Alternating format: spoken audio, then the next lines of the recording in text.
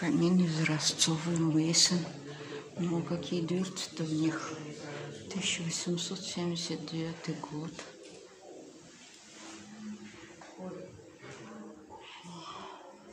Как украшено наверху. Это тоже, наверное, стиль модерн.